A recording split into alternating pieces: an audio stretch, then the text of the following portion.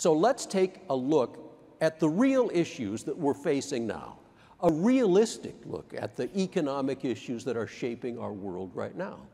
Most of them are not good news, all right? That's just the time we're in right now.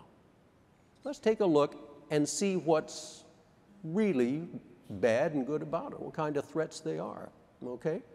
To start with, inflation, that's topic A right now. That's a picture of a bank in Berlin in the 1920s, the worst inflation of all time. We're not there and we're not going there, okay? Here's the story on inflation. The change in consumer price index year over year over the past 3 years. Early in the pandemic, it was close to 0. Now, latest reading, it's 8.6%. Well, 8.6 is pretty high inflation, and we always read that that's the highest in 40 years, which is correct. What the stories don't tell you is that 40 years ago, when it was 8.6, it was coming down from much higher levels. It was in double digits for a long time. What I'm saying is, yeah, this is not good. We don't like inflation this high. But it was a lot higher not so long ago within the lifetimes of me and an awful lot of people in the room. We got through it okay. The Fed has a lot of tools to get inflation back down. And it won't be fun, but they'll do it. We'll come out of this all right. Interest rates, next big thing. This is something you'll rarely see in your whole life.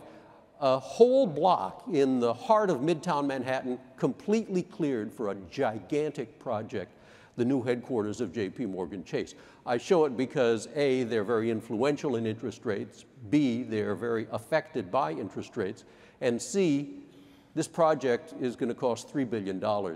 So the interest rate is very, very significant in the financing of something like this. Here's a picture of interest rates. The yield on the U.S. 10-year Treasury over the period since the pandemic started. Early in the pandemic, it was 0.5%. That's the lowest it has ever been in 200 years of issuing this bond. Now it's about 3.33%. And again, the headlines and the reports would have you thinking that this is Armageddon, right? Well, you know, so that's leading to the mortgage interest rates of 5.8% we saw. Forgive me, but I'm not quaking in my boots. My first mortgage was at 16%.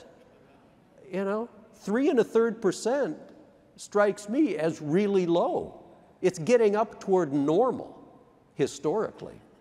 So again, it's probably going to go higher because the Fed is going to raise rates. But this is not catastrophic. On the contrary.